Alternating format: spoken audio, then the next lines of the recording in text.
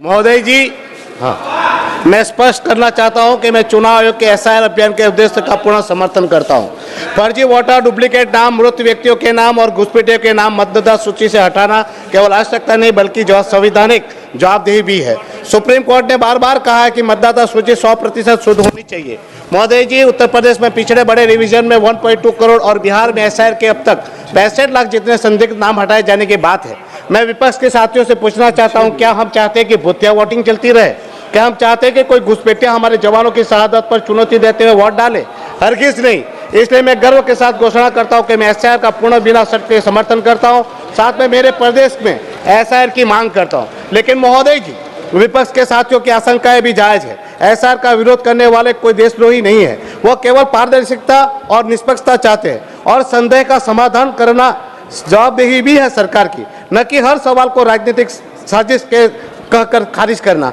महोदय जी, एसआईआर कोई साधारण रिवीजन नहीं है बल्कि बाबा साहेब आम्बेडकर जी का एक व्यक्ति, एक वोट, एक मूल्य के सपने को साकार करने वाला महाअभियान भी है। ये हमारे लोकतंत्र के लिए आंतरिक सुरक्षा के सबसे बड़ा सर्जिकल स्ट्राइक है। किंतु इस अभियान की सफलता तभी संभव होगी जब यह पूरी तरह पारदर्शी, निष्पक्ष और सर्व स्वीकार्य हो। इसलिए मैं कुछ सुझाव सदन के समक्ष रखना चाहता हूं। एसआईआर शुरू करने से पहले चुनाव आयोग सभी मान्यता प्राप्त राजनीतिक दलों से औपचारिक विचार विमर्श करे।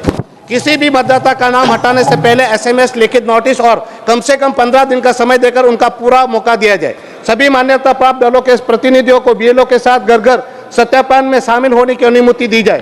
पूरी प्रक्रिया में रियल टाइम लाइव डैशबोर्ड बनाया जाए ताकि हर नागरिक देख सके कि उनके क्षेत्र में क्या हो रहा है। बीएलओ पर अत्यधिक दबाव के कारण उनकी आत्महत्या की दुखद घटनाएं हो रही है, उसका तुरंत संज्ञान लिया जाए और जिम्मेवारों पर कार्यवाही की जाए। जानबूझकर फर्जी वोटर बनाने वालों पर किसी भी दल का हो, उन पे एनएसए के तहत कठोर कार्यवाही हो। ईवीएम वीवीपैट की 100% मिलान की मांग को पुनर्विचार हो। साथ ही शंका होने पर शंका के निवारण के लिए 100% मिलान अनिवार्य किया जाए। चुनाव आयोग की नियुक्ति के में नेता प्रतिपक्ष के सर्वोच्च न्यायालय के प्रतिनिधि को भी शामिल करने वाला कॉलेजियम मॉडल अपनाया जाए। चुनाव आयोग की वार्षिक रिपोर्ट संसद में पेश हो और वही संसदीय समिति के सामने जवाब दो हो। साथ ही आरटीआई का पूर्ण दायरा चुनाव आयोग पर लागू हो। नहीं सुझाव आ गए सर, पूरा कर रहा हूँ। माननीय महोदय जी, मैं प्रस्ताव करता हूं कि सदन द्वारा सर्वदलीय संसदीय समिति तुरंत गठित की जाए जो एसआईआर की पूरी प्रक्रिया पर सतत निगरानी रखे और सदन को नियमित रिपोर्ट करे।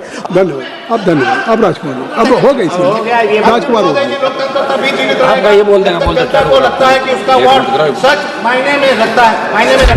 आइए हम सब मिलकर ये सुनिश्चित करें कि हमारा चुनाव तंत्र विश्व का सबसे स्वच्छ, पारदर्शी और विश्वसनीय तंत्र बने। राजकुमार रोड जी, धन्यवाद सभापति।